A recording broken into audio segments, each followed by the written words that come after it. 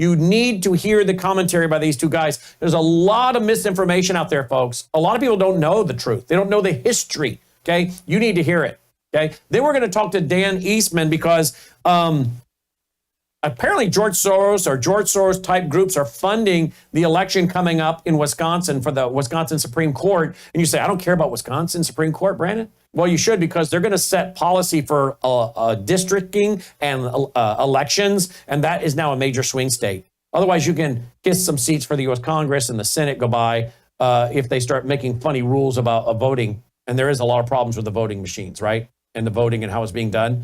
So Elon Musk apparently is dropping money in Wisconsin. So people are now realizing this is a swing state that impacts all of us in Wisconsin, but there are not a lot of national outlets talking about it. We're going to bring on attorney and broadcast partner Dan Eastman, whose show airs here each day, 11:30 Central, Monday through Friday. He's from Wisconsin. He lives in Wisconsin. He's going to talk about that, okay? Now, look, we're about to go to Leo Holman and David Pine, and it's going to probably be a rather lengthy interview because we've got the clips to play. We've got a lot of clips to play, a lot of history to go over. I have a lot of questions for them.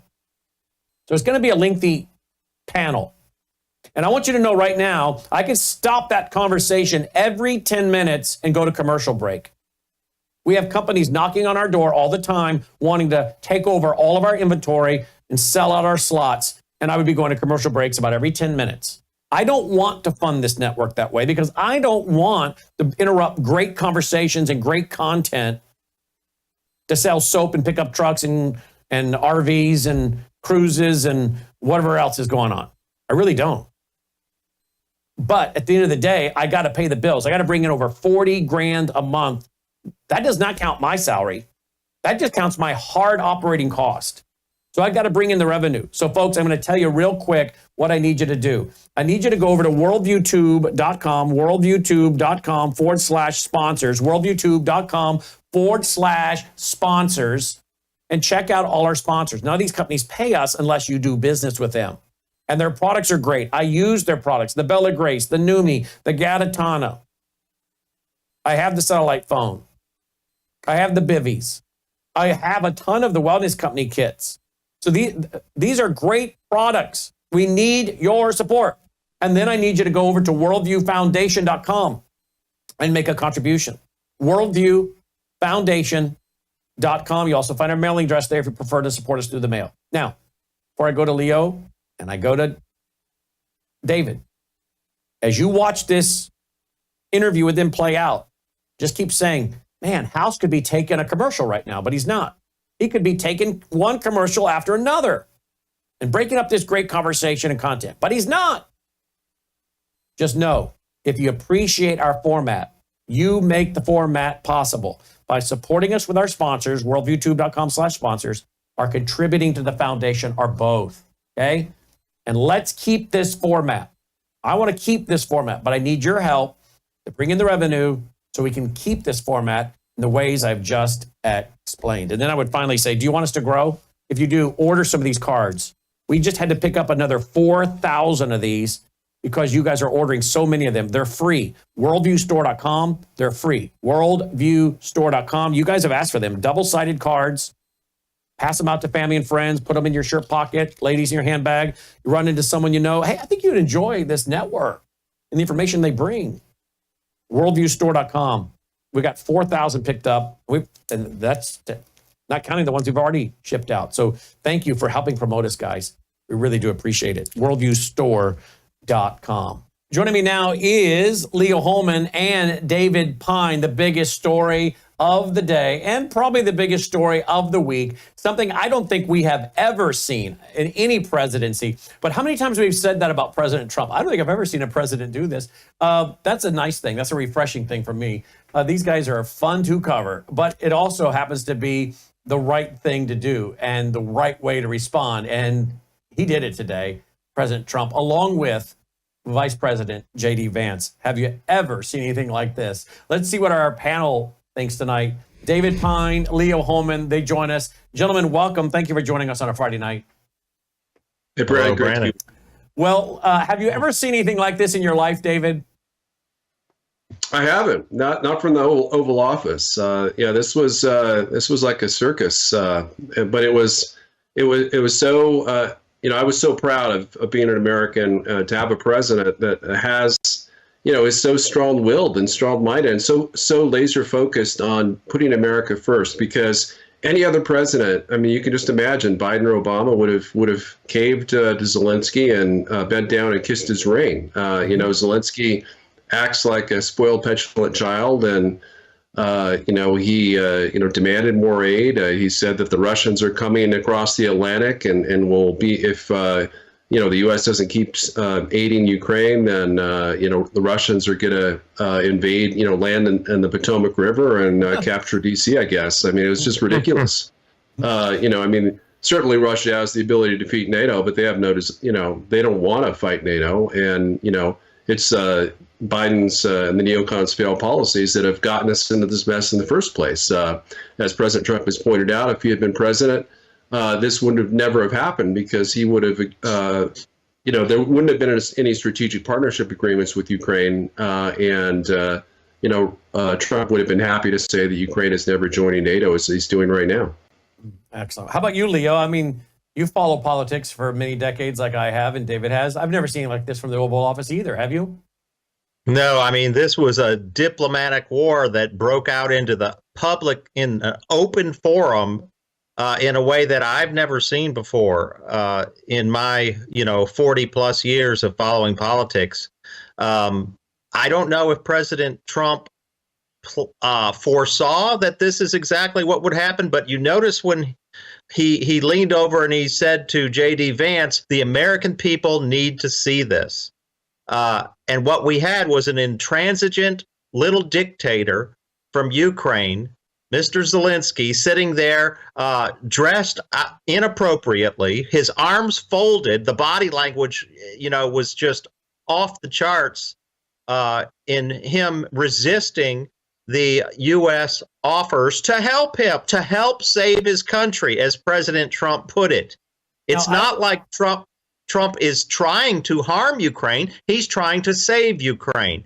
But this little dictator, I don't know what he's thinking, but President Trump really laid it on the line when he said, this is a direct quote, "You're gambling with the lives of millions of people. You're gambling with World War III." Yes. I mean, to me, that was what this was all about. And Trump wanted the American people to see that this so-called leader, he's illegitimate at this point because he has overstayed his term in office as president. And he wanted the American people to see that this so-called president was in no frame of mind to accept that he's lost this war. Yeah. And what happens when you lose a war? You try to come to terms on a peace deal that is the best possible terms you can get. And here President Trump is offering in the terms and saying, you really need to take this deal, because if you wait any longer, it's going to get worse. It may not be what you want, but if you wait longer, it's going to get worse. And he absolutely would not do it. And so the meeting ended on a bad note. And, well, you could say in a way a good note, because this guy, Zelensky, has been exposed as a man of war and a warmonger. He does not want peace. And we're going to play a lot of it. Where it's like 7.5, 8, almost 8 minutes. We're going to play it, stop it, comment along the way. Now, Zelensky, he speaks Russian. Is that right, David? He speaks Russian? That was his original language. His first language was Russian. He's a Russian-speaking Ukrainian. Okay, so I don't speak Russian, and I don't certainly want to put anything out there that's not accurate, but there's an awful lot of people today saying that Zelensky cursed at Vice President Vice President Vance today.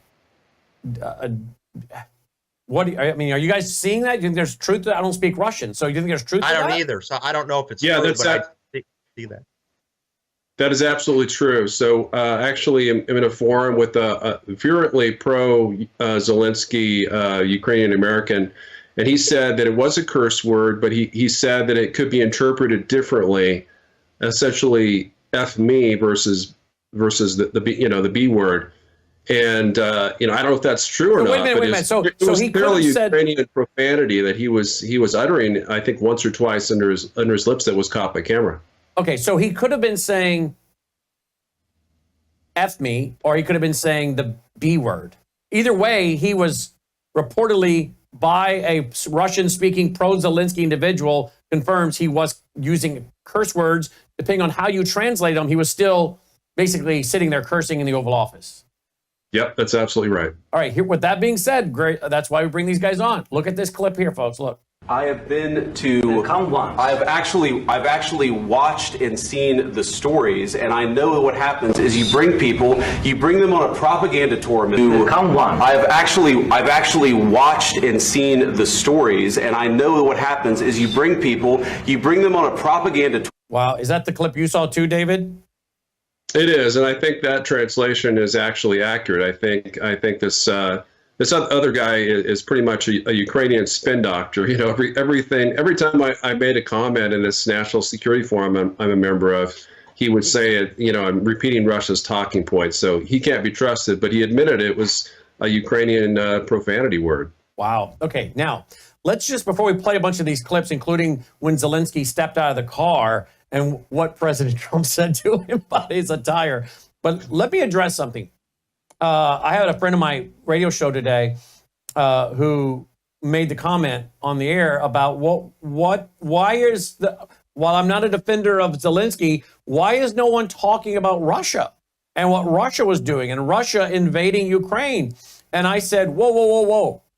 I'm not a defender of Putin. I'm not sitting here as some, mouthpiece for Putin or anyone for that matter. I just want to speak the truth and let the chips fall where they may. But I said, we have to be accurate. The late Dr. Peter Vincent Pry, who died, 3 years ago? Was it 3 years or 2 years? 3 years ago this past August? 3.5 years ago. 3.5 years ago. So it's been quite a while. He sat at this very desk. And I produced his radio show every Monday and his TV show. He would come in here and film a bunch of them. He sat at this desk and he said on that weekly radio show, all the things that we needed to be doing, the Biden administration needed to be doing to stop this war from happening. And I think President Trump was in there toward the end, and then Biden comes in. And one of the things that your friend, my friend David, who was the president of the organization you're now the president of, EMP Task Force US is a website, EMP Task Force.us. David's now the president. Peter Pry used to be the president. Peter's retired CIA analyst. He said, look, just make it very clear to Putin, we're not going to let NATO let Ukraine into NATO. So he doesn't have to worry about us dragging NATO weaponry right up to his border and threatening him. And make some of these things very clear to him. And I think he'll back off. He'll back down. He does not want to do this.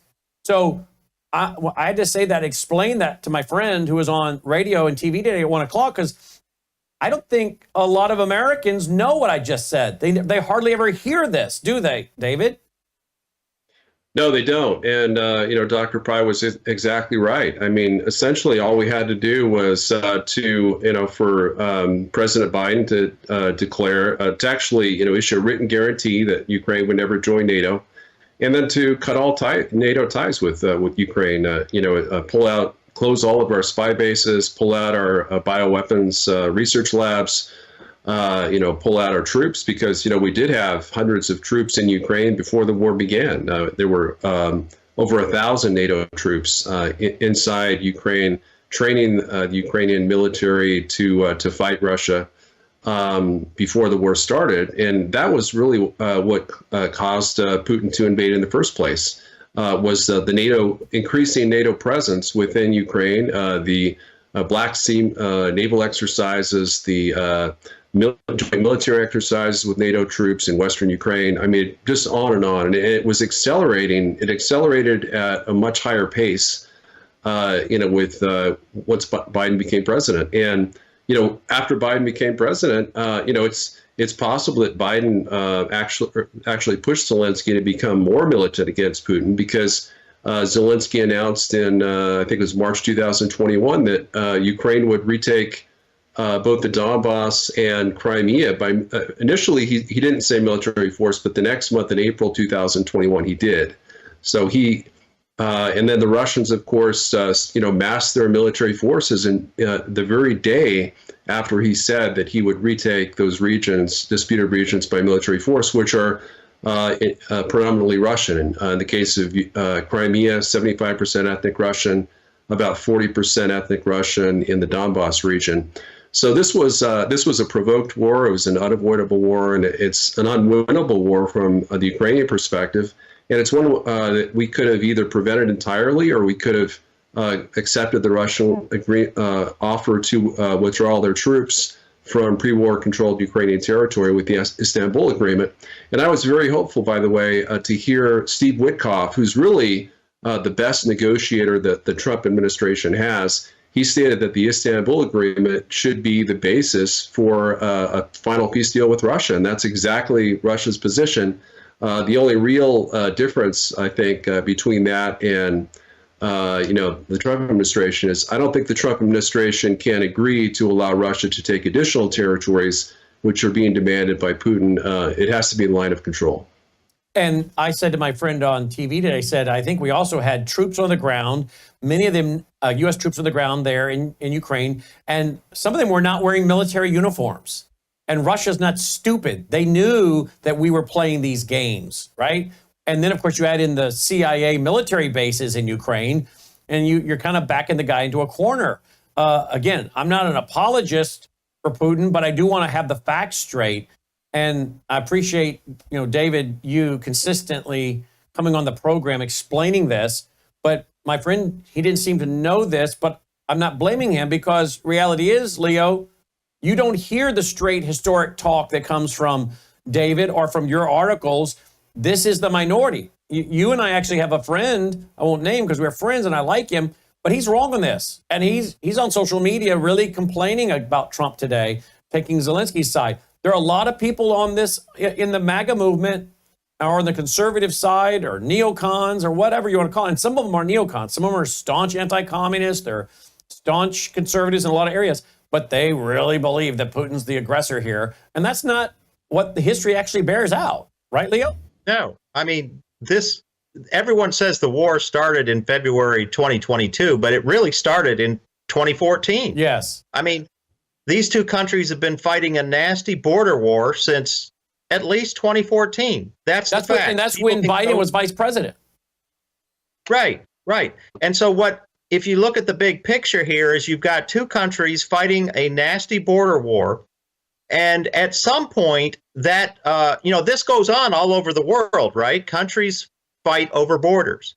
But in this case, what you saw happen was the border war between two countries became internationalized, okay? When starting with Obama and on steroids under Biden, we started having the media whipping up propaganda against Russia in these two nations' border war. And so we had an internationalized border war that just happened to involve a nuclear power, the world's biggest nuclear power, in fact. And that was what was so risky. And, I went to bed every night wondering, am I going to wake up under Biden? Am I going to wake up to the news that, some Western city has been hit by a Russian ICBM or will there be a theater nuclear war, a regional situation? I don't go to bed with those fears under Trump. I feel like he is playing it level-handedly. He's not, they're blaming, the neocons are saying he's taking Putin's side. But Biden was clearly taking Zelensky's side. I mean, what we have here are two dictators. Neither one of these countries is a paragon of freedom. Okay, let's get that on the table right now. And that was part of the propaganda, though. The propaganda war, you had the entire Western media propping up this Ukrainian dictator as if he's the second coming of, a constitutional republic messiah. And Putin is this awful dictator who's invading his country. That was complete rubbish. But people still believe it because if you repeat the lie often enough, people will believe it. Wow. Let's go to the first clip today. This is Zelensky getting out of his SUV to meet President Trump. This is pretty hilarious. It's the jabs and the comments started immediately, and they're very appropriate, to be honest, on the side of Trump. I would have said the same thing. You're all dressed up. How are you? Great job. He's all dressed up today. President Trump, what's your message to Vladimir Putin, sir? President Trump, you got a copy. President Trump, you got a copy. Thank you very much. And of course, that came up by a reporter today who's a longtime friend who's been here in the studio with us. And I was just texting with him just a little bit ago. We're going to try to get him on the program at some point. Brian Glenn was the one who asked him the question about why did you not wear a suit? And like I said, Brian has been here in our studio and spent a whole weekend or 2 or 3 days while we were doing something of a special broadcast, and he was simulcasting here out of the studios with at the time Right Side Broadcasting. But here it is, in fact. So President Trump made a comment about his attire. Here's Brian Glenn doing the same thing. Here we go. Zelensky. Why don't you wear a suit? Why don't you wear a suit? You're the highest level in this country's office, and you refuse to wear a suit. Just want to see if do you own a suit? Yeah, problems. A lot of Americans have problems with you not respecting. I don't have such. Office.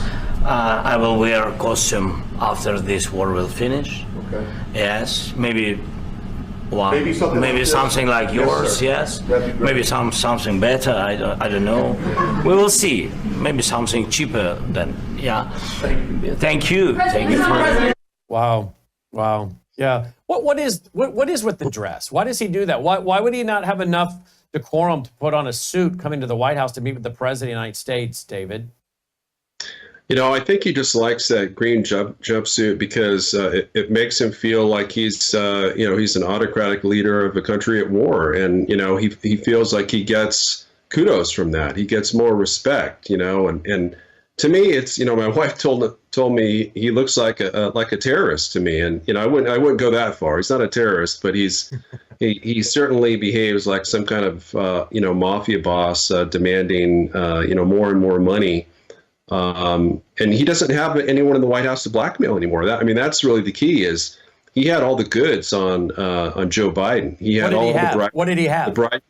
He had the bribery audio tapes from Burisma that he could have released to expose the fact that Biden, had that quid pro quo, which he admitted that he was refusing to give $1 billion to Ukraine in congressionally authorized money, supposedly to an ally at war to parrot the Democrats, what the Democrats used to impeach Trump, and did so, with the threat that Ukraine had to fire their state prosecutor within, before he got on a plane, like in an hour or two, and they did. And, he decided to, dress down the Burisma executives and demanded $5 million each, both for himself and for Hunter Biden, and that was exposed during congressional hearings and by one of the FBI's highest paid whistleblowers that was considered very reliable until the FBI had him arrested on false charges shortly thereafter. Let's get started here. We'll stop it along the way. If somebody wants to jump in, just say, hey, stop, or jump in and I'll listen and we'll stop it. But here we go, folks. Here's what happened today. Over with. You see the hatred he's got for Putin. It's very tough for me to make a deal with that kind of hate. He's got tremendous hatred. And I understand that, but I can tell you the other side isn't exactly in love with, him either. So it's not a question of alignment. I'm aligned with the world. I want to get the thing set. I'm aligned with Europe. I want to see if we can get this thing done. You want me to be tough? I could be tougher than any human being you've ever seen. I'd be so tough. But you're never going to get a deal that way. So that's the way it goes. All right, one more question. Hey, I want to respond to this. So look, for 4 years in the United States of America, we had a president who stood up at press conferences and talked tough about Vladimir Putin, and then Putin invaded Ukraine and destroyed a significant chunk of the country. The path to peace And the path to prosperity is maybe engaging in diplomacy. We tried the pathway of Joe Biden of thumping our chest and pretending that the President of the United States' words mattered more than the President of the United States' actions. What makes America a good country is America engaging in diplomacy. That's what President Trump is doing. Can I ask you? Sure. Yeah? Yeah. Okay. So he occupied our parts, big parts of Ukraine, part of East and Crimea. So he occupied it on 2014. So during a lot of years, so I'm not speaking about just Biden, but those time was Obama, then President Obama, then President Trump, then President Biden, now the President Trump, and God bless, now President Trump will stop him. But during 2014, nobody stopped him. He just occupied and took. He killed people. You know what the contact line? 2015. 2014. 2014 and 2014. 2014. Yeah. So I was not here. Yeah, but That's exactly right. Yes, but during 2014 till 2022, the situation the same. The people have been dying on the contact line. Nobody stopped him. You know that we had conversations with him, a lot of conversation, my bilateral conversation, and we signed with him, me, like a new president.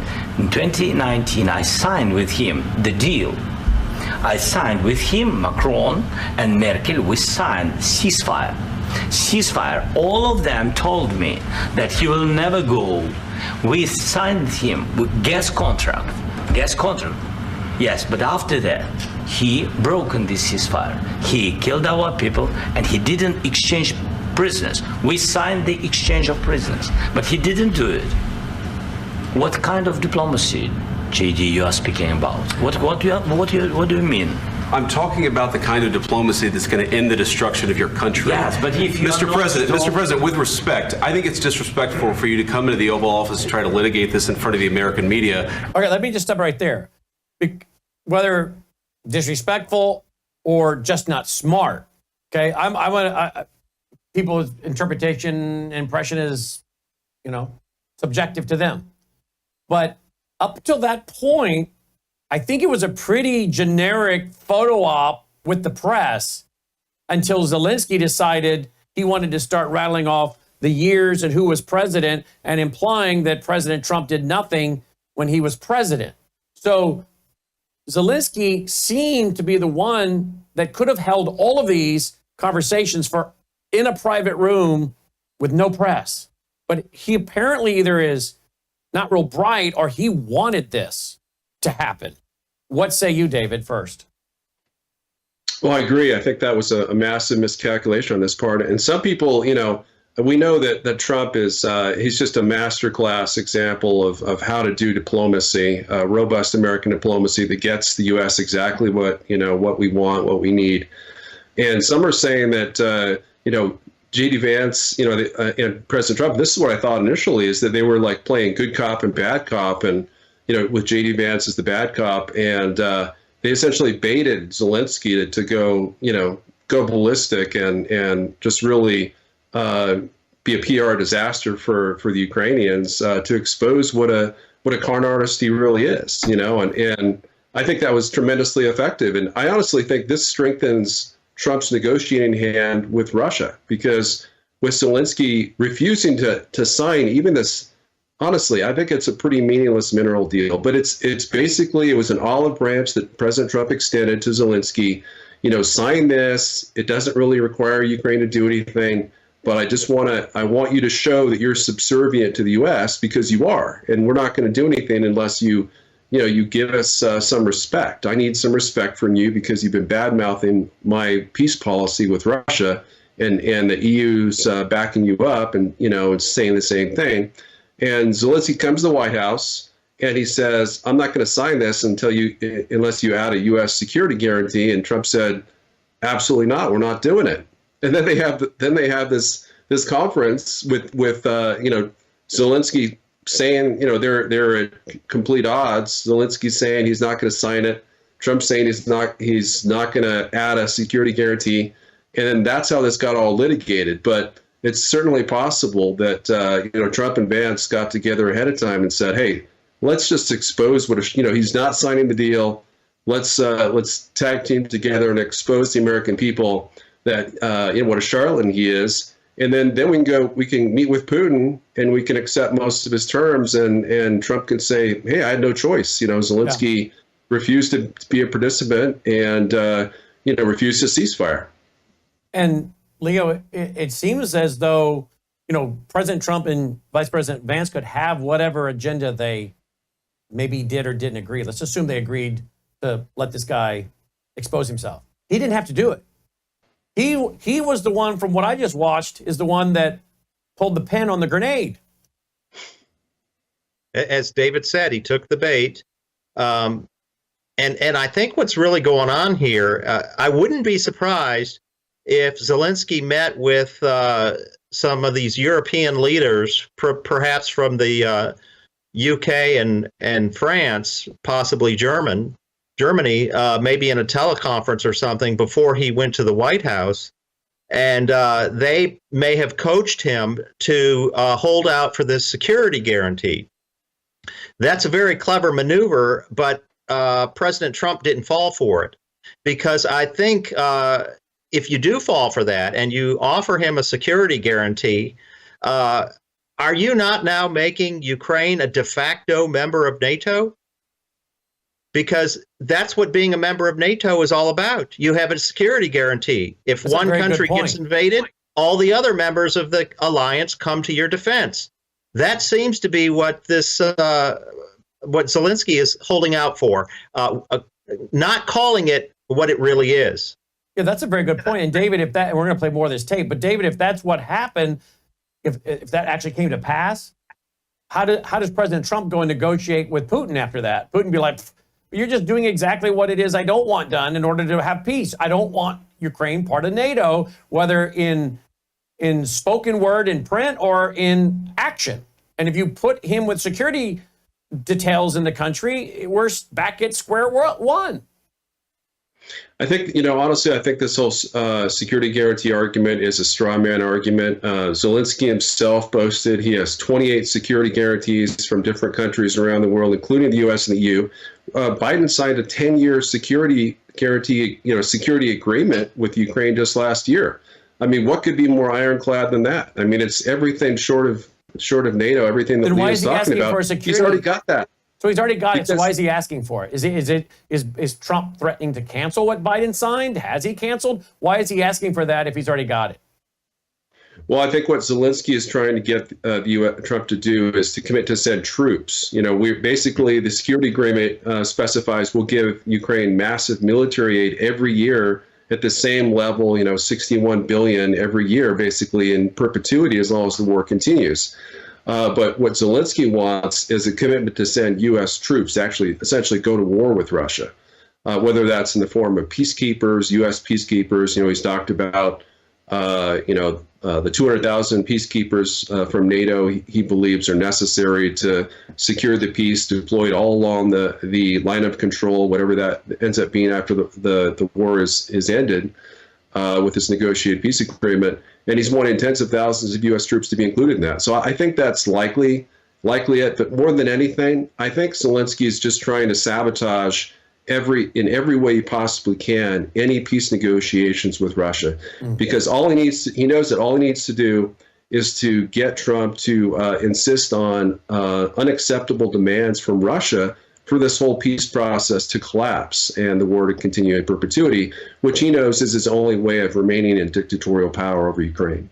Because otherwise elections come back and he's gone. All right, let's pick it up. Yeah. Here we go. Right now, you guys are going around and forcing conscripts to the front lines because you have manpower problems. You should be thanking the president for trying to bring it into this conflict. Have you ever been to Ukraine that you say what problems we have? I have been to. Come once. I've actually watched and seen the stories, and I know what happens is you bring them on a propaganda tour, Mr. President. Do you disagree that you've had problems bringing people into your military? And do you think that it's respectful to come to the Oval Office of the United States of America and attack the administration that is trying to prevent the destruction of your country? A lot of questions. Let's start from the beginning. Sure. First of all, during the war, everybody has problems. Even you, but you have nice ocean. and don't feel now, but you will feel it in the future. God bless. You don't know that. God bless. You don't God know bless. that. You will not have a war. Don't tell us what we're going to feel. We're trying to solve a problem. Don't tell us what we're going to I feel. love I'm that not telling part. you. because I'm you're in no answering position. Okay, let's stop right there. What'd you say, Leo? Yeah. I love that President Trump stopped him in his tracks right there, because what he was trying to do, see, this man is trying to drag the United States into his war with Russia. That is his overall goal. And he's relentless with it. And he was trying to do that again right there. If you don't help Ukraine right now, you will feel the heat in the future. In other words, he was trying to make it sound like the United States will be under danger of coming under attack from Russia. No, that's none of your business. President Trump stopped him right there. Number one, that's false. That's a false straw man argument that's based on a lot of false assumptions. In fact, it's probably more likely the other way around. If we continue this war the way it's going, with unending funding towards Russia's enemy, Ukraine, now we are going to be under danger of attack from Russia at some point. So he's trying to twist the truth, invert the truth to the complete opposite of what it is. That's a demonic tactic right there. David, your thoughts? Yeah, I mean, Zelensky has gotten away with lying about everything. I mean, he's lied about Putin's intentions to take all of Ukraine. He's lied about how the war is going. He's lied about Ukrainian casualties being, I guess the latest figure was 43,000. In fact, it's 430,000. So he's deliberately misrepresenting the true number of Ukrainian deaths by a factor of 90%, while magnifying Russia's casualties to like, I think 1 million. I'm not sure what he's claimed, and it's actually closer to 100,000 deaths.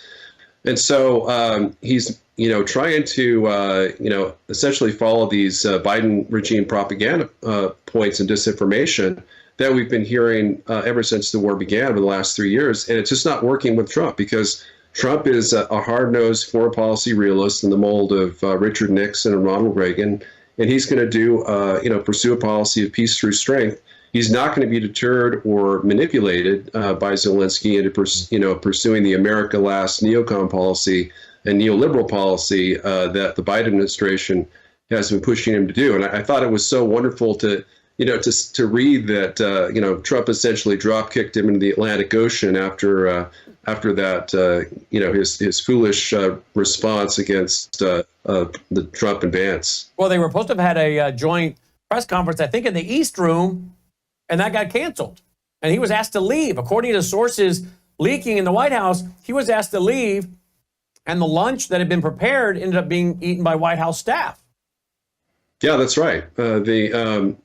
All of that was canceled because Trump asked Rubio and Waltz to go into the room and tell Zelensky he had to leave the White House immediately. So that was, Trump's not going to take any disrespect. I think it's really interesting the way that Trump treats leaders of great powers. He just met with the leaders of Britain and France. It was very, very diplomatic. There wasn't really you didn't see anything like this in public. But then when he meets with the leader of a medium power that's entirely dependent on the U.S. for its security, basically a U.S. military protectorate, no president, no U.S. president or Western leader is going to take this kind of crap from the leader of essentially one of its colonies. It's Right. ridiculous. Has this guy crossed the line in a way that you just, I don't know, help dissidents on the ground take control of the country and then arrest Zelensky and help put a duly elected person in power and hold elections? How do you do that? Well, we have a lot of different ways we can do that. And as we saw with the U.S.-backed coup against the democratically elected president of Russia in 2014, Viktor Yanukovych, it was a CIA-backed coup, $5 billion that we invested to make the Maidan revolution happen into opposition parties. Then we installed a puppet prime minister. So that's one way we can do it. Another way we can do it is by cutting off Ukraine's Starlink access and basically saying that if you don't resign immediately, you have no U.S. We're pulling out completely. And this is what Trump really actually kind of threatened, is what it sounded like. Well, I heard today that he's stopping any of the repairs on their power grid. So if he stops all repairs on their power grid, their infrastructure, they pull down Starlink from Elon, which I guess they need to run their military, basically the whole thing collapses in on its own weight, correct? That's correct. Yeah, they can't continue fighting the war without Starlink. Starlink is what allows them to maintain a drone army, which is essentially holding the Russians at bay, forcing them to advance in small packets of infantry at the squad level versus brigade or division level, where they could just open up wide gaps in the Donbass region and surround Ukrainian army in the southeast. Russia could still invade from the north, and they've had that option for some time. If they reportedly have about 200,000 troops in reserve that are not deployed in Ukraine, but that are along the Ukrainian border. And if they were to station those in Belarus, they can invade, re-surround Kyiv as they did, 5 days into the war. And that would, there's no way that Ukraine has enough military manpower to defend against two fronts that are so far apart from each other. So it would either force, Ukrainian forces in the Donbass region to retreat across the Dnipro River, and then Russia would overrun 45% of Ukraine, maybe half of Ukraine. So those are all possibilities. Unlike Russia, we have very little that we can do to coerce them to do anything. We've maxed out the sanctions. We've maxed out our arms shipments. We don't have any other credible military threats. We're not going to, threaten to enter the war. But with regards to Ukraine, Trump has a wide range of options, including the complete cutoff of all U.S. support, which I've heard behind the scenes he's already done. He's suspended all military shipments to Ukraine unofficially. And he's apparently not giving any targeting information for long-range Ukrainian missiles, such as HIMARS and ATACMS, because we've heard no word that there have been any such attacks since the war, And obviously, since Trump took office. Obviously, President Trump has probably conveyed that to Putin.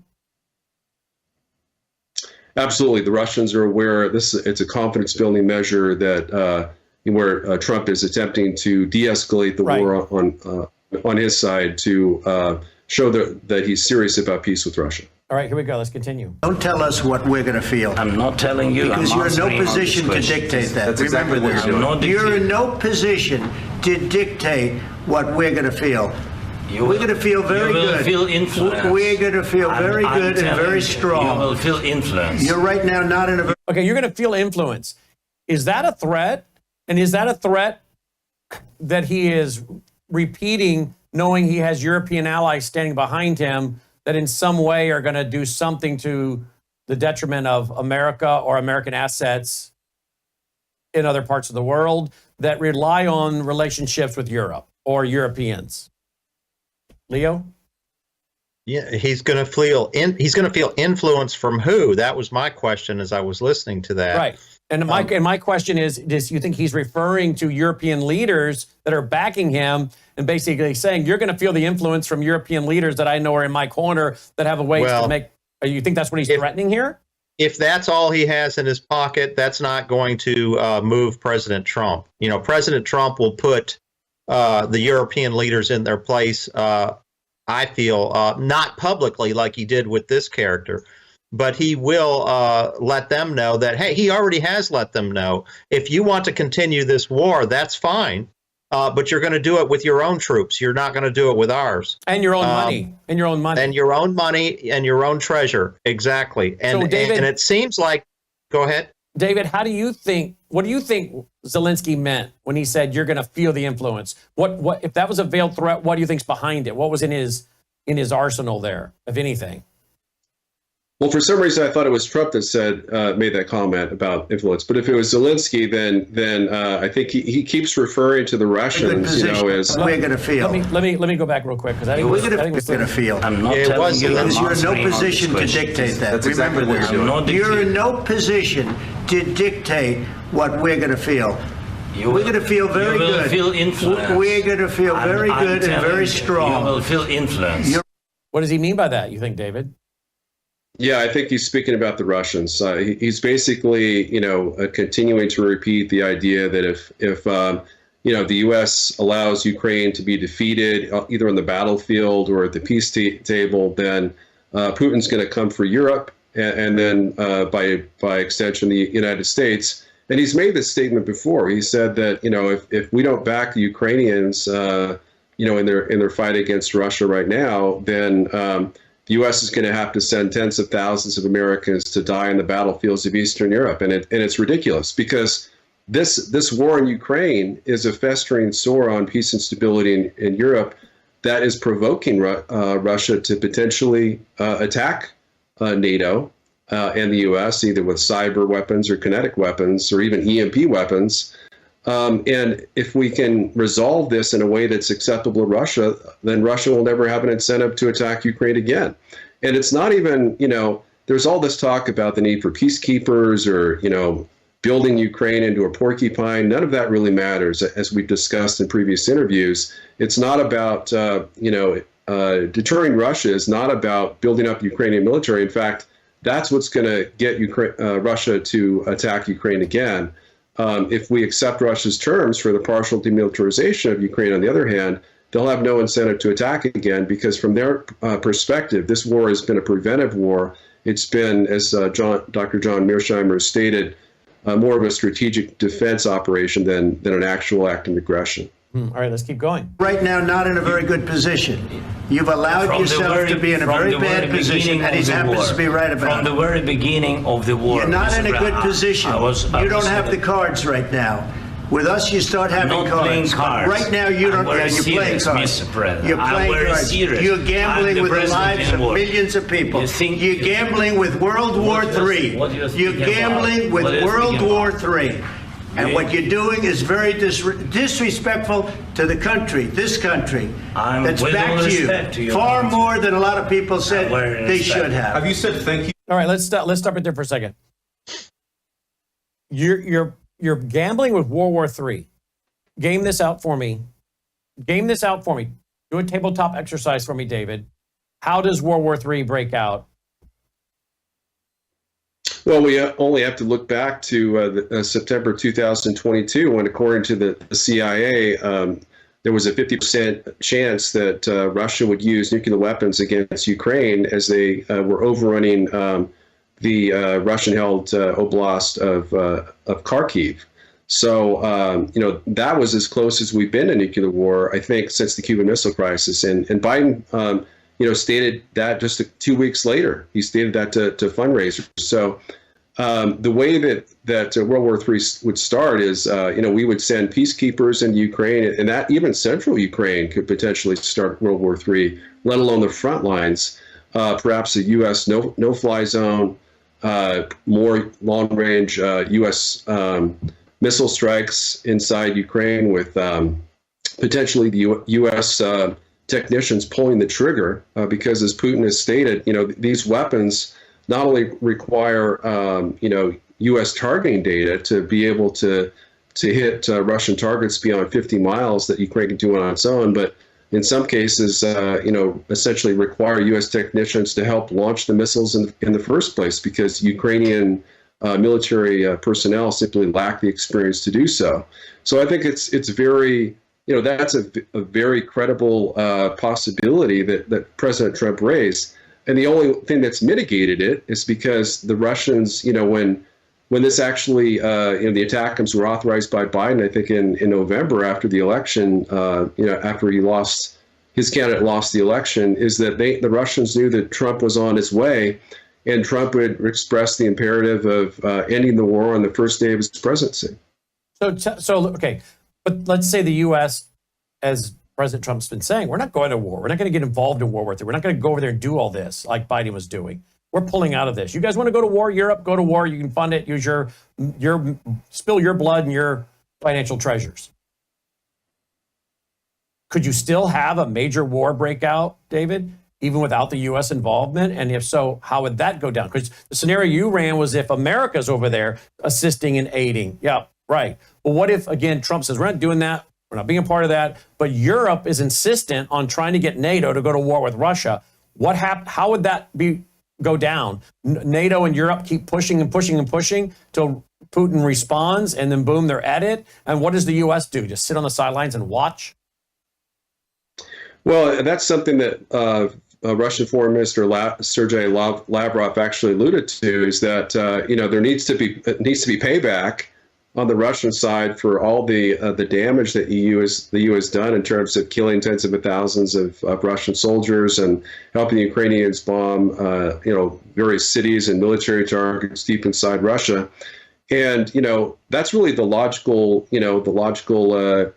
course of events. Is if Trump were to make good on his threat to pull the U.S. out of Ukraine, to cut off all U.S. support for Ukraine, then it would be a European NATO versus Russia proxy war in Ukraine. And if Starmer and a lot of those other idiots like Macron's sent tens of thousands of NATO troops, whether on the basis of the guise of a peacekeeping force or an expeditionary force, then Russia, I think, would be much less deterred from attacking NATO under those circumstances than it would if the U.S. was standing behind EU leaders' continued escalations of the war against Russia. So if that happens, let's say we pull everything out, we're out of there. Europe, NATO keeps pushing and funding and being involved in this with boots on the ground with Ukraine, with Zelensky, and they push on to war, and this thing blows up.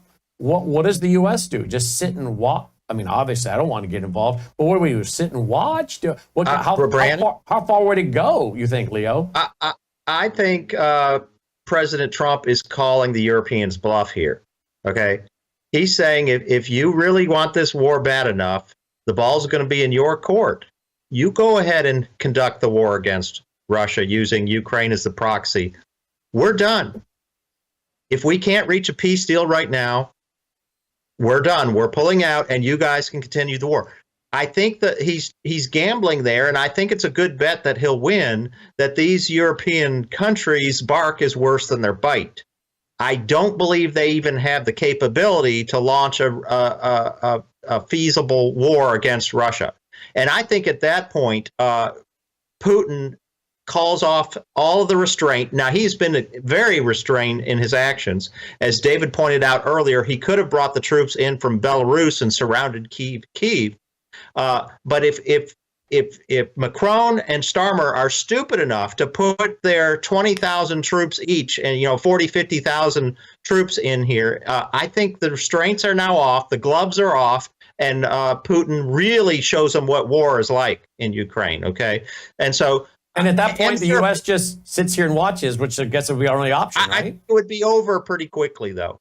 I really do. And what does that mean? Over pretty quickly. How far would Russia advance? And would they? They might surround Kyiv and take the entire country at that point. I don't know. That's not what they want to do. But I would like to hear David's perspective on that. David, what are your thoughts?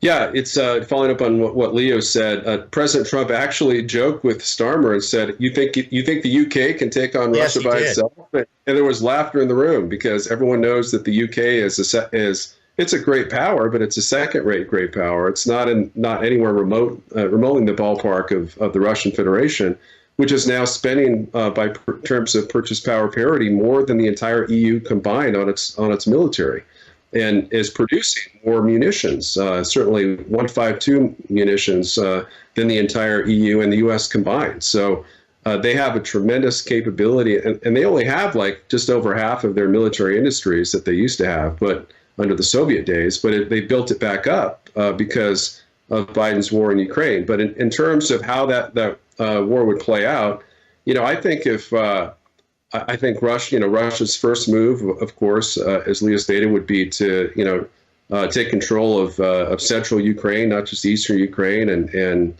considering moving all the way to the Polish-Slovakian and Romanian borders in western Ukraine, but also to take the Baltics. And the Baltics are easy pickings. I mean, we do have, I think we have 20,000 U.S. troops in Eastern Europe, and those are mostly in the Baltics. Poland and Romania, I think about 1,000 in Slovakia. But it would be very easy for them to surge through the Suwalki Gap, which is, I think, 55 miles, and cut off the Baltics from NATO.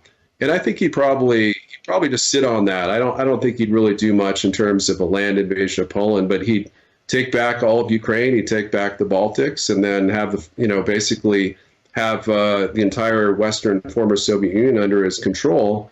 And then, all the while he'd be using cyber weapons to shut down the NATO's military response. And NATO really only has about 2 weeks of munitions necessary to fight a Russian invasion. A lot of people don't realize, NATO looks good on paper, but in terms of actual sustainment power for a long-term war, they just don't have it. And they haven't had it since the end of the Cold War. And what do you say to those who say, well, wait a minute, how can Russia take on Ukraine and all of NATO and Europe when they can't even win the war in Ukraine? Would the answer be because the fact that Putin has shown great restraint? In other words, he could have won this thing a long time ago if he just went full bore? Yeah, I've been saying Russia has had, Putin has had the ability to overrun Ukraine almost from the time he took office back in December 31st, 1999. He just would have had to mobilize half a million Russian troops to do so. And, Peter Pry and I were discussing that, it was clear that Russia didn't want to take all of Ukraine because they only used under 90,000 troops to stage a limited invasion of northern and eastern Ukraine, which, it was clear that it had very limited objectives that weren't even territorial when, Putin ordered the 40-mile tank column on the highway between Belarus and Kyiv to be halted for 30 days. And then had them withdrawn. There was all this speculation, well, they ran out of gas, what's going on? And then, Putin ordered them withdrawn and they were gone within 24 hours. So they never ran out of gas.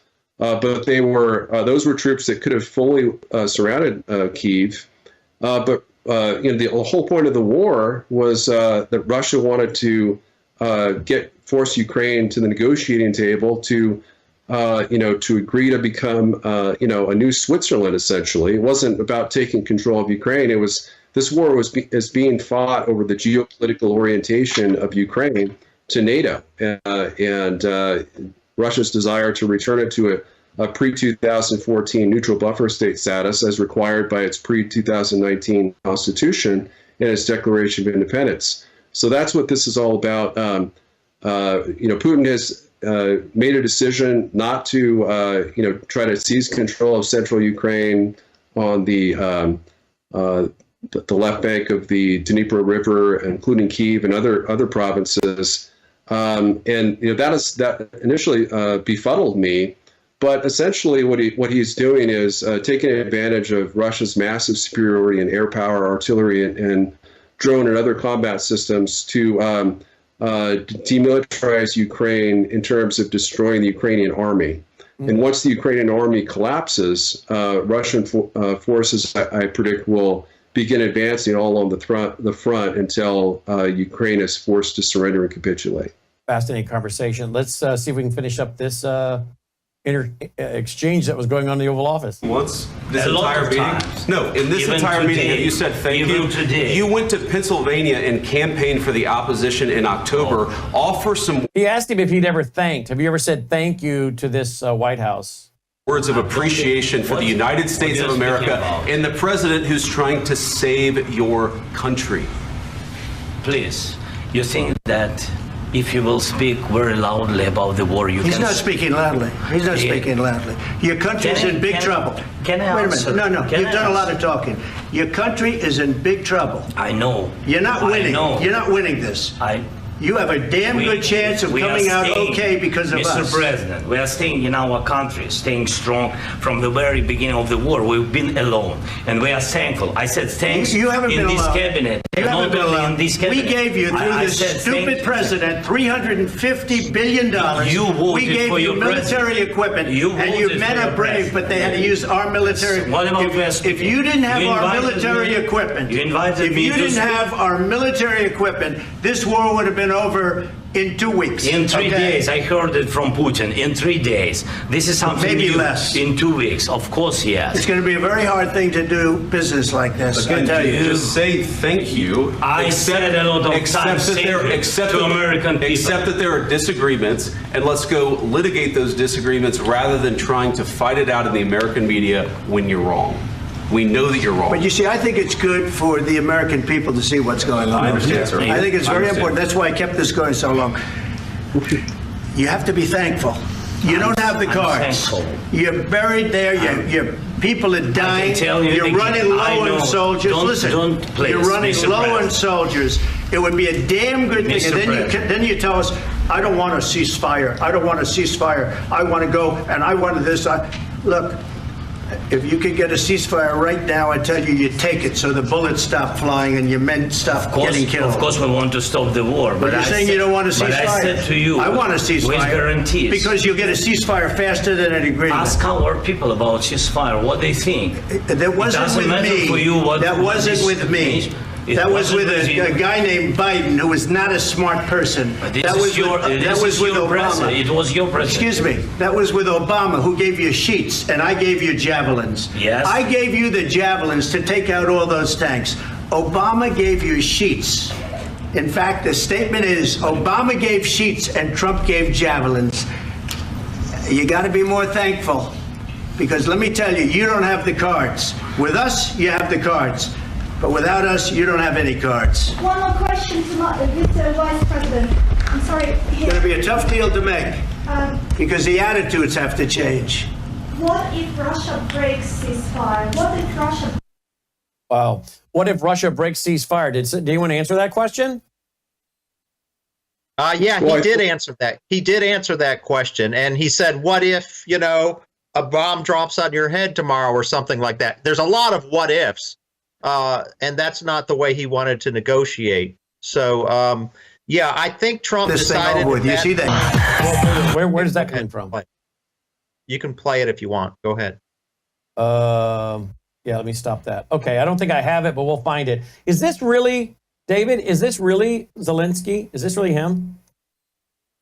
Yeah. Со мной вечно мелодии, чьи-то взгляды прячем свои лица.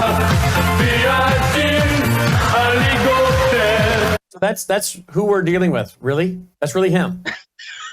That's really him. Yeah, that's the guy. This is You the never guy know who with deep fakes. uses genitals to play a piano. Yeah, he uses entertainment. genitals to play a piano. I heard that. Is this him too? Is this really him? I mean, I never know with deep fakes. Is that really him? Is that really him? That's really him. That really is. He was a comedian.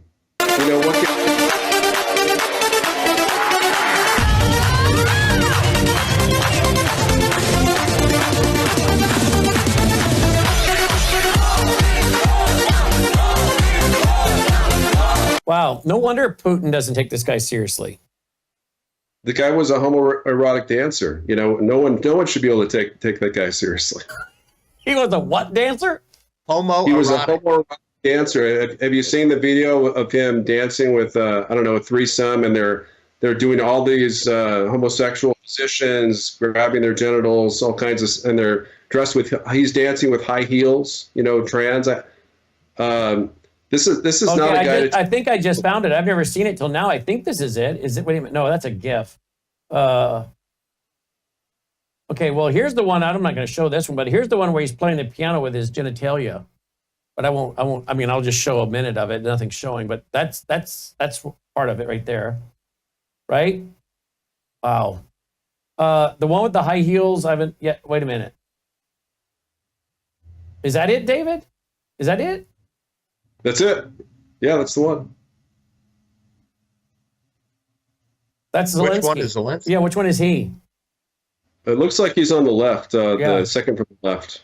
So this guy is Okay. probably this guy is is he a fruitcake? Is he bi? What's his deal?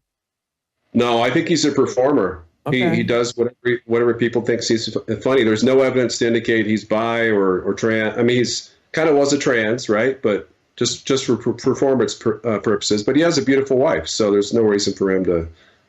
So he's just kind of a perverted comedian. Yeah, that's right. He had a kind of a sick sense of humor, and So basically, Putin was a fan. During his comedic career, reportedly. So basically, this Howard Stern type character has become the president of Ukraine. Yeah, I mean, you can't make this up. He played the president of Ukraine in a kind of comedic drama, and then he was elected to that with the help of a Ukrainian oligarch he's since put in prison. But there's no way he could have been elected president without the help of this billionaire oligarch Kolomoisky, I believe his name is. Yeah. It's basic. Even the one Ukrainian American congresswoman in Congress today, Victoria Sparse, has denounced Zelensky as an oligarch who doesn't know how to win a war. So she wants him gone. Senator Lindsey Graham, a ardent Ukraine supporter, wants him gone as well. Basically, saying he needs to resign unless he apologizes. I got those clips. I have those clips. Yeah, I've got those clips. I'll play them for you guys real quick. But look at this. Supposedly, German Chancellor Scholz says Ukraine can rely on Germany and Europe after Zelensky was kicked out of the White House. Do you think this is true? Again, everything you see on the internet you can't believe, but you think this is true, guys? It's absolutely true. Probably. Yeah. David says it's absolutely true. So these guys in Europe are doubling down and backing. So they probably sent him in there, like one of you suggested, to do this. Yeah. That's what I had suggested. And so that kind of confirms that. And let's face it, these Europeans are insane. They are completely off their rocker. They do not realize, apparently, that the enemy they're dealing with has nuclear weapons that could take their cities out within 20 minutes. Hypersonic missiles. In what world do you treat a great power like that and provoke them to war? It doesn't make any sense. No, none. I mean, it doesn't. What is in it for them? What is in it for them other than waking up one morning to, London's just been hit by a hypersonic missile? Even if Russia didn't use nukes and just used conventional hypersonic missiles, that would be a grave threat. All right, look at this video. I don't understand it. Look at this video of him. I guess Zelensky, before his meeting with Trump, went up on Capitol Hill. Here we go. All right, there's Whitker. Isn't he the one that he was the one that was trying to defend Putin the other day, quoting the book, which I think he was trying to quote the book. You can trust a communist to be communist, but he got it wrong and say you can trust a Soviet or something. He didn't even know the name of the book. Then you got the next guy there. Does anyone know who that is? The next guy who's getting his hand shake right there. That looks like Lindsey. There's Lindsey there. And there's John Cornyn. Talk about a loser. John Cornyn, who I think Ken Paxton of Texas is running against him for that seat, isn't he? Does anyone know? Guys, I think the Attorney General of Texas is running against him for that Senate seat. Thank you so much. Good to see you. You look good. How's it going? Yes. Hang in there. Hang in there. Keep sending those Ukrainian boys to die. Yep, there's Adam Schiff at the end of the table. Hang in there. Hang in there. Is that Joni Ernst? Is that Joni Ernst there, guys? Behind him? It looks like. Wow. I bet the people of Iowa, you guys have got to get someone in her, get her replaced with a real true conservative. All right, let's see what else President Trump said today, guys, in a statement. We had a very meaningful meeting in the White House today. Much was learned that could never be understood without conversation under such fire and pressure. It's amazing what comes out through emotion. And I've determined that President Zelensky is not ready for peace if America is involved because he feels our involvement gives him a big advantage in negotiations. I don't want advantage. I want peace. He disrespected the United States of America and its cherished Oval Office. He can come back when he's ready for peace. All right. Let's see what else we got. Here's Lindsey Graham today. All right. For you, for us. So, what I think? Complete, utter disaster. I've been to Ukraine 8 or 9 times since the war started. I understand the consequences of Putin's actions against Ukraine. I appreciate what the Ukrainian people have done. They fought like tigers. At the end of the day, I was hoping that this minerals deal, which would be transformative in the relationship, would go over well. I talked to Zelensky this morning. Don't take the bait. President Trump was in a very good mood last night. Somebody asked me, am I embarrassed about Trump? I have never been more proud of the president. I was very proud of J.D. Vance, standing up for our country. We want to be helpful. What I saw in the Oval Office was disrespectful, and I don't know if we can ever do business with Zelensky again. I think most Americans saw a guy that they would not want to go in business with. The way he handled the meeting, the way he confronted the president was just over the top. So I think the relationship between Ukraine and America is important, vitally important. But can Zelensky do a deal with the United States? After what I saw, I don't know. What did President Trump say to you? You just had lunch with President Trump. What did he say to you about his interactions and whether he thinks he was shocked? He was very upbeat. I told Zelensky, we'll talk about security guarantees. We'll talk about ceasefires and how the war ends. This is a process. You have a new relationship with America, a $500 billion, half a $1 trillion deal that President Trump is proud of, that gives us an interest worth defending. Let's talk about the positive. But he was terrible at Munich, Zelensky, and I think he has made it almost impossible to sell to the American people that he's a good investment, that he is a good business partner. Last question. Hey, one at a time. One at a time. Christian Daytop. Senator Graham, thank you. Do you think President Zelensky needs to resign to resume these peace talks? He either needs to resign and send somebody over that we can do business with, or he needs to change. All right, there you go. All right, guys, get ready to wrap here. Anybody want to comment on that? Graham's really kind of changed his tune, hasn't he? Well, yeah, I mean, Graham, he's a slithery politician, and he knows where his bread is buttered. And so he was not going to stick his neck out for Zelensky after Zelensky exposed himself as a buffoon in front of the American people. And I think that was a real turning point for this whole debate, to see Lindsey Graham, who's been, saying over and over again that Putin needs to be assassinated. He needs to go to prison for life, along with Senator Wicker said the same thing. And Wicker said the same thing. He need to be arrested for war crimes. He's written just hours before, and now he's saying he needs to resign. So that's a huge development in furtherance of Trump's America First agenda. And none of it would have come in this 180 we just saw Graham do, unless that interaction happened in the Oval Office the way it did. And apparently Graham knew something was coming because he just said, I told Zelensky, don't take the bait. So Graham must have been telling him, you're about to walk into something, don't fall for it. Yeah, that's what it seems like. All he had to do, all he really needed to do, if he was smart, was sit there and listen. Listen to the President of the United States. Be respectful and say, thank you for this deal. This is a very good deal.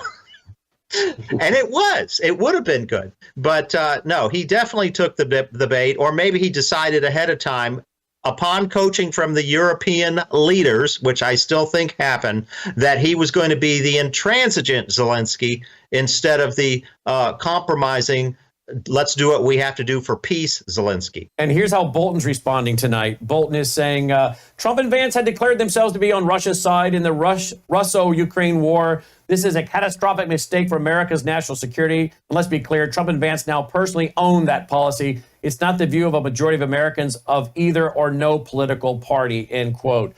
So there you go. The neocons. I guess it's going to be a busy a weekend with columns and morning shows and everything. Let me ask you, boys, before we wrap, how do you see this ending? You first, Leo. I think the Europeans are going to, the ball's going to be in their court. Their bluff has been called.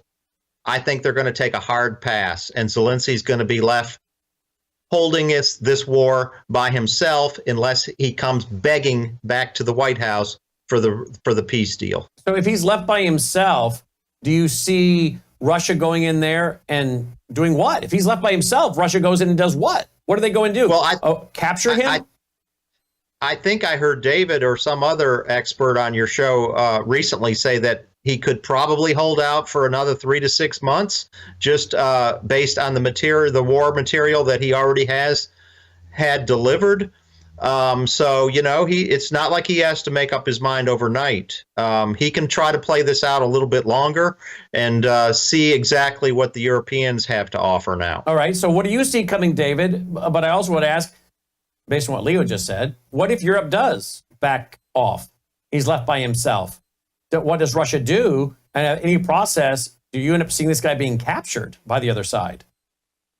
I don't think Putin hasn't targeted Zelensky directly. There's been no evidence of assassination plots. He's told the Russians or told the military that they're not allowed to target Zelensky's, the presidential palace or government buildings in Kyiv, the government district. So I don't think that's likely. There was some argument that Russia was attempting to, depose Zelensky with a kind of an assault on Kyiv. We didn't see that materialize and replace him with a, pro-Russian leader. I don't see the EU dropping its support for Zelensky. I think they're willing to, really. I'm thinking that maybe they would even be willing to see the U.S. leave NATO, over their support of Zelensky, and it's ridiculous. It's an opposition to their, supposed national security interests to do so. But that's definitely a possibility. But on Leo's point, yes, if we kept Starlink access for Ukraine, they likely could last another 3 to 6 months before they collapsed. But if we drop Starlink, they could collapse within a week. That's how critical Starlink access has been, because when Russia invaded, they cut off all satellite access for Ukraine, and it was only Starlink that kept the war going. And I hate to say this about Elon Musk, but were it not for Musk's help, Ukraine would have had probably 1 million less Ukrainian military casualties and would have far more of its territory today. And of course, that's true of Biden's support for Ukraine as well. So NATO could see America leave. We could see this war increase between Europe and Russia. These are all things we're going to have to watch. Wow. What a fascinating conversation with you two guys today. Absolutely amazing. LeoHolman.com, LeoHolman.com, also LeoHolman.substack.com. And David Pine is D and then Pyne. Make sure you spell the last name correctly, guys. We can throw it up on the screen if you have it, guys. D and then Pyne.substack.com, dpine.substack.com. Gentlemen, wow, what a panel. Thank you, guys. I really appreciate it. Thanks so much. Great discussion. Two great guys checking in there, folks, tonight. And again, let me ask you this, folks. Where are you going to see what we just do? About an hour and 20 minutes? Without, Logan? Without one commercial break. I didn't stop and sell pickup trucks or Coca-Cola or Pepsi or soap. Any cruises? I could. You got an hour and 20 minutes. Now, folks, I'm giving you free 24/7 streaming. I'll put this back up online for you to watch tomorrow at worldviewtube.com for free. But at some point, I got to generate revenue, folks, or this organization cannot stay around.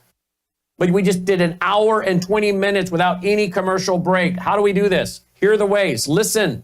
Worldviewfoundation.com helps us push out educational programming, public service programming, ministry programming on Sunday nights with my church service where I'm teaching through the book of Revelation. We are your basically Christian worldview alternative to National Public Radio, National Public TV. I don't get money from the government. I don't want money from the government. I didn't get any money from USAID. I don't get money from any humongous foundation out there. I am brought to you by people like you who donate $20 a month. Some of you give generously. But the vast, vast majority of our budget comes from small donations. I need to hear from you. We just did what we do all the time, a long format interview with not one commercial break. So please, Worldview, I'm doing my part. I'm doing my part. I need you to do yours. That's how this works. It's your network in that you support it and allow me to do it this way. Otherwise, we can put it all behind a paywall and you'll only pay to see you have to pay. We don't want to do that. Too many people need to hear this truth. Worldviewfoundation.com, worldviewfoundation.com. My wife did bring me my Galatana. I drink it every day, oftentimes here on the broadcast. As you know, it is loaded with 47% protein, all kinds of vitamins, magnesium. It's got all your trace minerals, amino acids, all kinds of great things. You can find it there at melissahousegpa.com. I take a scoop every day in water, small little scoop. One scoop is the equivalent of 90 billion plant cells. So many things in here. Remember the guy that kind of formulated this had terminal cancer. They told him you got a few months. He started eating the plankton. He was raising it for shellfish and stuff, for food for them. He starts eating it, and he goes in to have surgery. They open him up. They do some biopsies, and the cancer's benign. They're like, what have you been doing? He lived like another 10 years or more. He ended up retiring and going off to Hawaii. From that, David Hunter started this, Global Plankton Alliance. That's what GPA stands for, Global Plankton Alliance. So, folks, I'm not making claims. I'm just telling you what the guy's story is. It's been written up in Canadian newspapers and stuff. melissahousegpa.com. Go ahead and check it out. There are also some clinical trials behind this, some science overview. Check it out. They do have a product for pets. You don't have to get the product for pets if you don't want to. I just give Dolly half a scoop on her food every morning from mine, but you can get the pet product if you want it. I do that every day. I do my Bella Grace every day. That's melissahousebg.com. I'll back that baby up. melissahousebg.com. I do this every day. This is a legitimate product. This has got 80 clinical trials behind it. That's all there is to it. I just took in collagen, top drawer collagen with the peptides cut short. Look at my hair growth. I mean, Logan actually showed me a picture the other day and said, look, you were starting to go pretty thin here, Dad. I kind of laughed at you when you make a big deal about your hair, but you're right. Look at this picture. I didn't realize. Well, I know it. I knew it. You can see the thinning spot up here now that's almost completely covered. So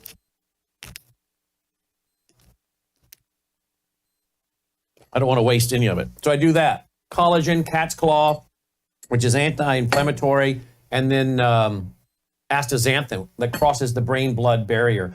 The other one I do every day, this would be the third. So I do the Gatatana, I do the Bella Grace, and then I do the Numi. I swish with this for about 3 minutes, and I'm getting Gatatana into my bloodstream within 90 seconds. Gatatana is an all-natural occurring molecule in your body that starts to decrease around the age of 20.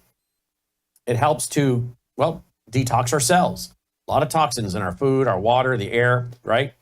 And then it helps, according to studies, remove mercury from your brain and help prevent Alzheimer's, dementia, and Parkinson's. There's 162,000 studies on glutathione at PubMed. So these are the three things I do every day. This is a great way, I think, to support your health and our network at the same time. So this way you get something while you're supporting us. None of these companies pay us, by the way, unless you do business with them, okay? None of them just say, oh, here's a check. That'd be foolish on their part. They support us when you make a purchase. And if you get a subscription every month, like we have 1,000 plus of you getting a subscription of Bella Grace every month, then they send us a check every month. And when we have you guys using, like I do, Bella Grace, Gatatana, Numi, well, it starts to add up. We add that to our foundation. We add that to our vault. Now we're bringing what we need. We have to bring in over 40 grand a month to cover all our bills. Over $40,000 a month I have to bring in to keep this network afloat. Yeah, that's a little bit of stress. I'll tell you, it is. But folks, we're doing it. You guys, a lot of you are getting these products. I want to thank you. You're supporting the foundation, and you're also belonging to the vault. So please continue to support us so we can continue to push all this out. Now, let me just mention this real quick, and we'll go to our next guest.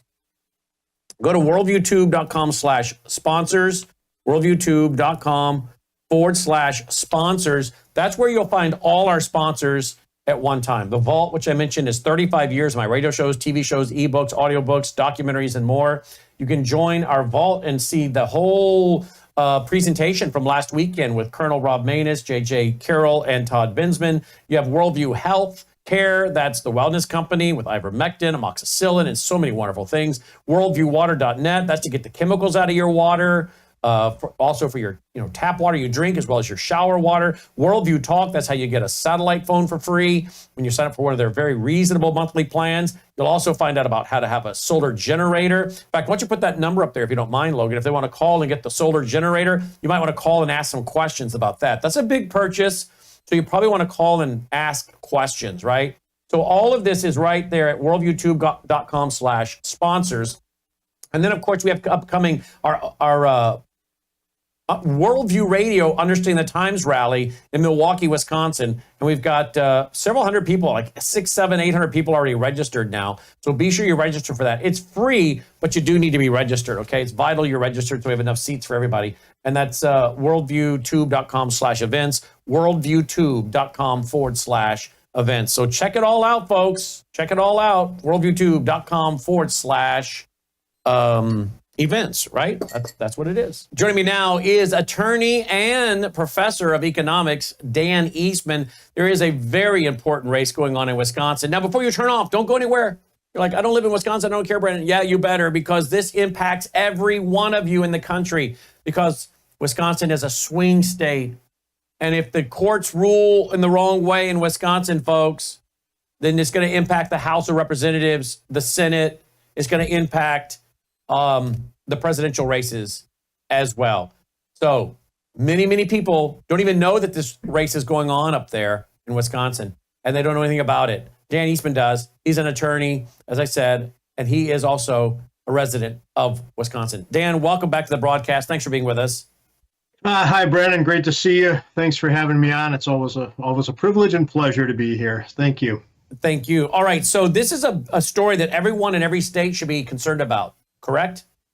This is a big problem, and it has to go with the way our states were designed under the Constitution. If you look at our Republican form of government, we have an executive, a legislative, and a judicial branch. And those are the separation of powers guaranteed not only by the federal Constitution, but in each of the state constitutions as they were approved by Congress when the states were admitted into the Union. It's a really important concept that the judiciary be independent. And the states look at their Supreme Courts in two ways. Some states will elect their Supreme Court justices, like we do in Wisconsin. We have a 10-year term. Other states, the justices will be appointed by the governor with the advice and consent of the state Senate. But in any event, that body sits as an independent judiciary. And from a strict constructionist perspective, we like to think that the judges will look at the laws as administered and rule on constitutionality, whether it's state constitution or federal.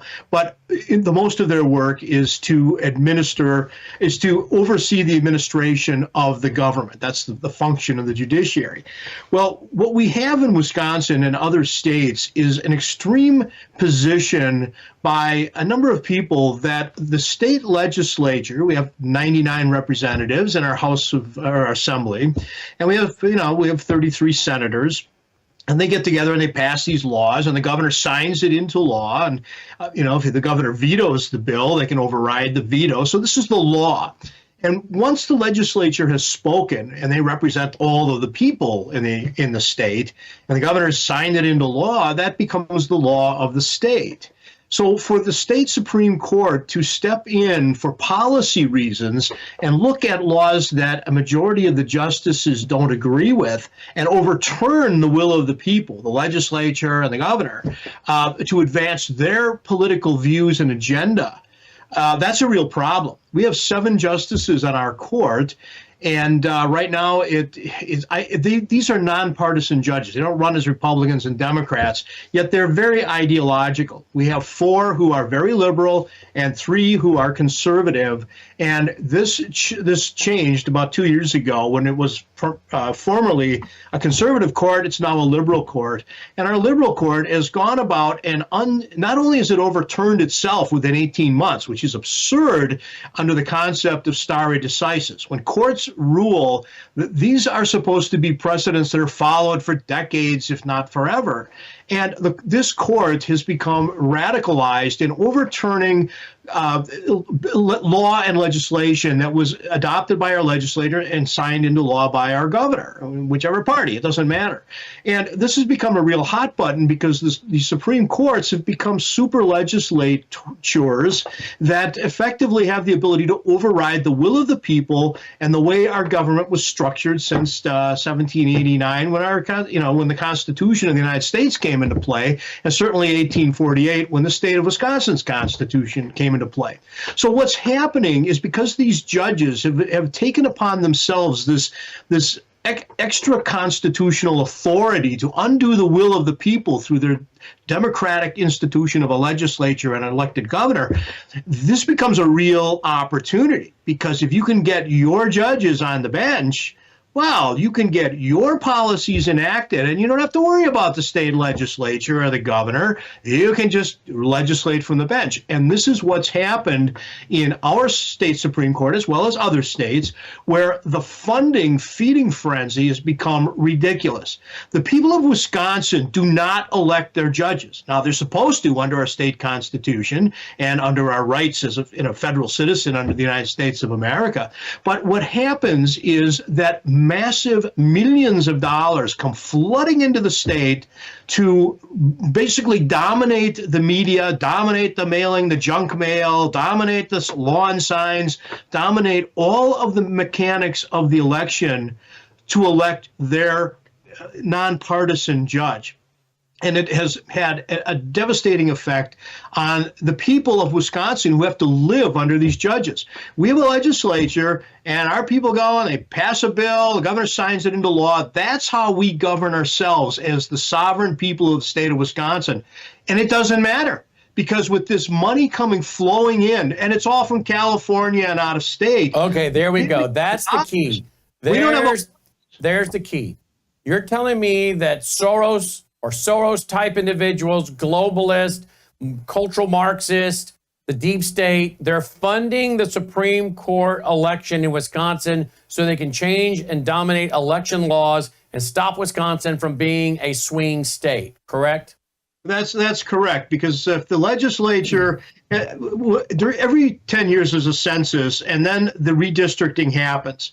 And the redistricting happens from the congressional districts down. You first we have, 8 congressional districts, 2 of them are Democrat, 4 of them are Republican, do the math. The point is, we have 2 Democrats congressional districts, the rest of the state's Republican.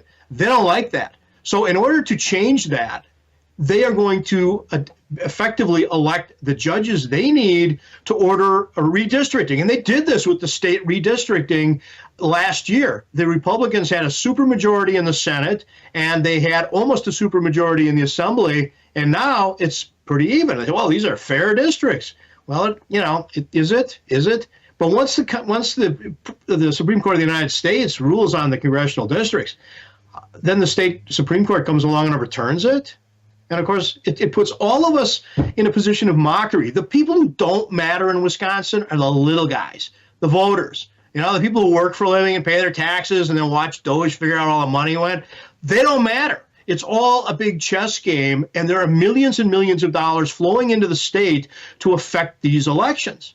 And if you are a challenger there was a left-leaning justice running, and they're raising tens of millions of dollars, and you're a local, homegrown Wisconsinite, and you want to sit on the Supreme Court, for every dollar that you raise, they can raise 10. They will outspend you. They did this 2 years ago, and it's been a consistent problem since the U.S. Supreme Court overturned the McCain-Feingold bill, Citizens United case, and allowed corporations to have a First Amendment right, and money is flowing into these races. And what the left has figured out is they can't win at the ballot box, unless, of course, they can manipulate that process. But if they can't win at the ballot box, then you just buy the Supreme Court. Then you might as well shut down the Capitol building and send the governor up back to the farm, because you don't need a governor and you don't need a Capitol building with a legislature if everything has a super veto at the court.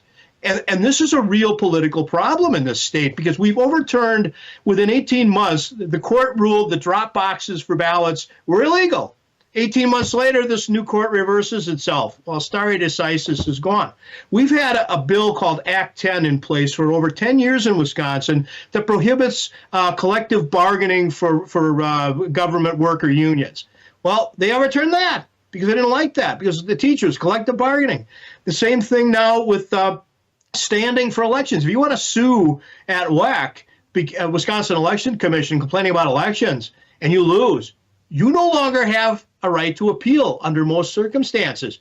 What's been done in the last 2 years is astounding for a court that comes from the Massachusetts tradition. When this was the Northwest Territories, right after the Revolution, these new states adopted the court and the law from Massachusetts. It's the way it was structured.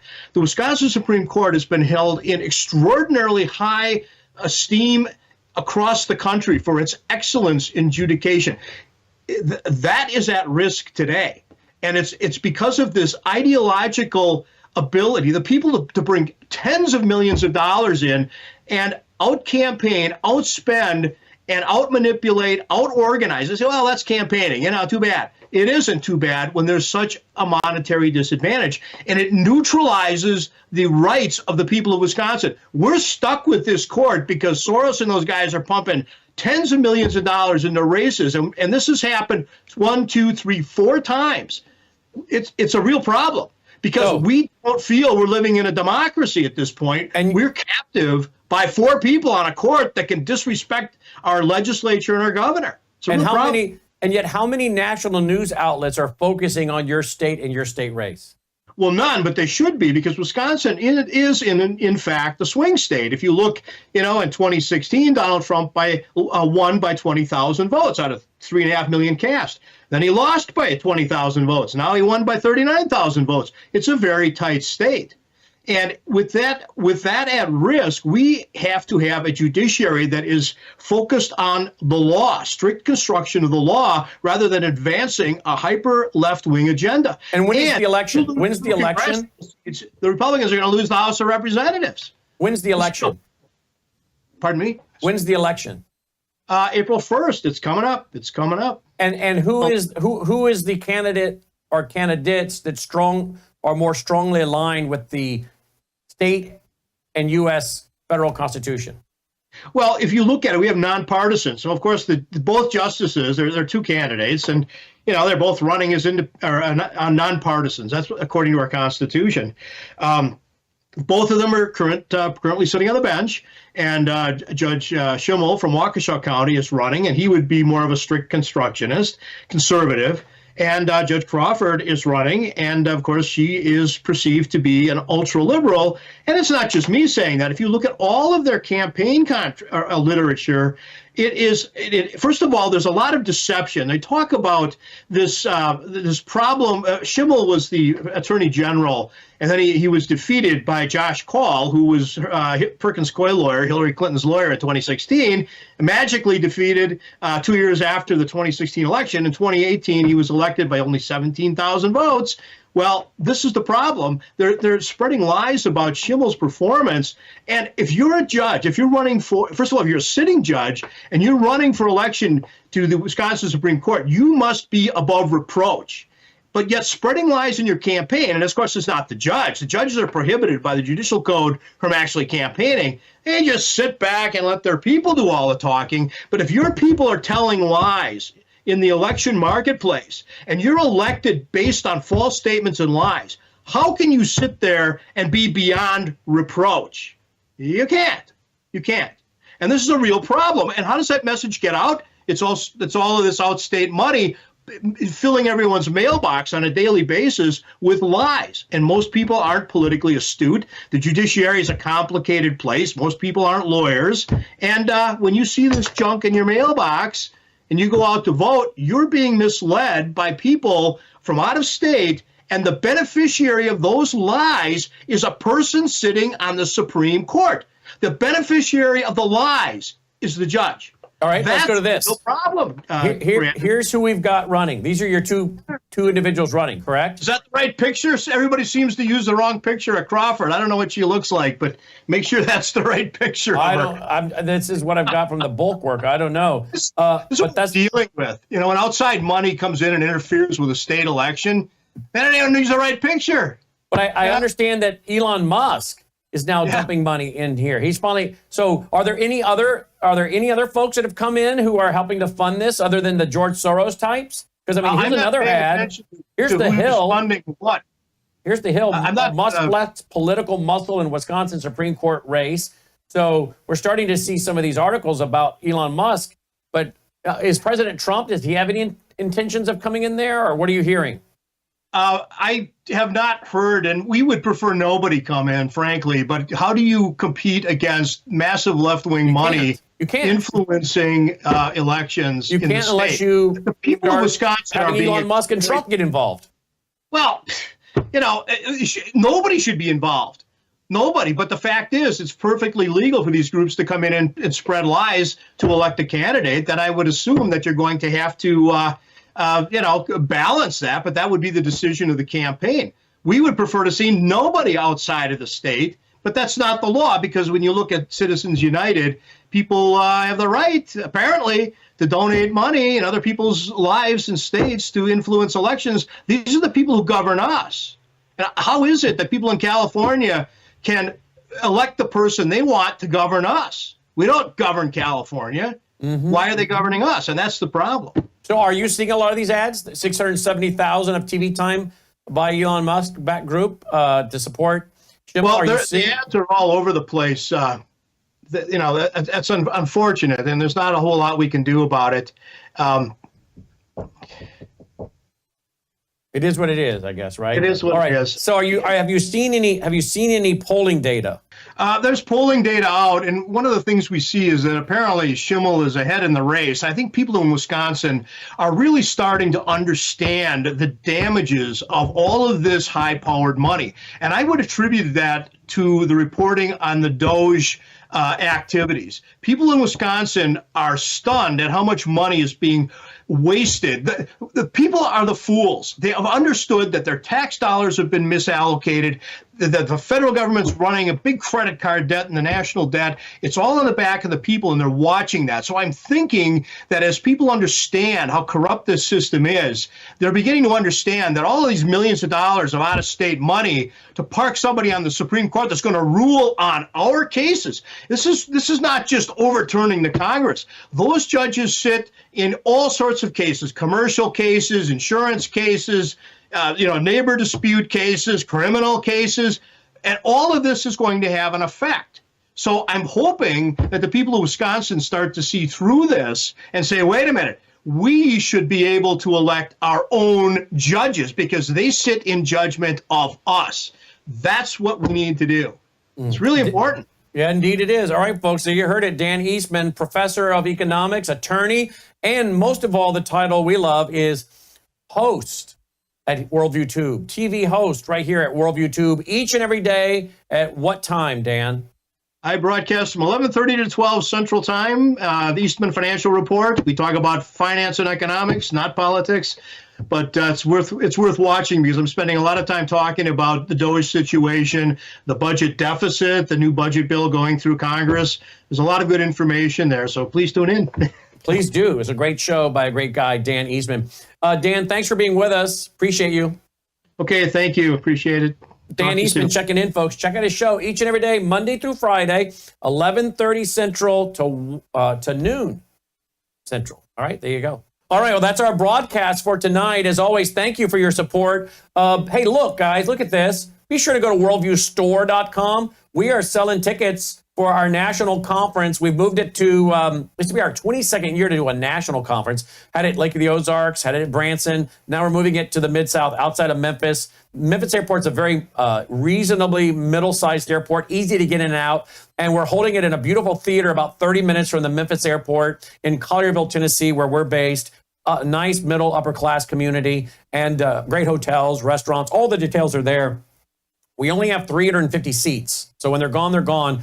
But if you want to stay at home and watch it, you can do that. You can stay at home and watch it as a Vault member, but only if you're a Vault member. But otherwise, we'd love to have you be there in person and meet Gordon Chang, Sidney Powell, Dr. Lana, Chris Martenson, Alex Newman, Mark Mitchell, the lead pollster at Rasmussen. Some say Rasmussen, others say it's how do you say it? Rasmussen? Okay, everybody disagrees in the control room. Some say Rasmussen, some say how? Rasmussen or Rasmussen? I have to ask Mark. You hear it always. Huh? Rasmussen? He thinks it's Logan thinks it's Rasmussen. Otherwise, Rasmussen. Like mucus. Right?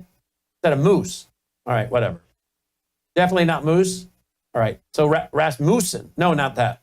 Rasmussen. You think so? Maybe. He doesn't know. We'll ask Mark. But anyway, he's the lead pollster. He'll be there. He thinks it's Rasmussen, he says in my ear. Rasmussen. All right, we'll work on that over the weekend. Rasmussen. Come on, I got dyslexia, so I'm just doing good. Here we go. Get your tickets. Worldviewstore.com. Worldviewstore.com. All right, roll the music. We'll call it a night. Hey, and don't forget again, I know I plug it all the time, but folks, it is such a big way for you to support us. Worldviewfoundation.com. Worldviewfoundation.com. Please go there. Please consider signing up for an automatic monthly contribution, would you? We really appreciate that. Hey, get your free business cards. We had to pick up another 4,000 of these because you guys are ordering them. They're free, and you can go to worldviewstore.com and get them. Pass them out to your family and friends. Say, hey, listen to this network. Worldviewstore.com, all right? Free. May God save America. Take care.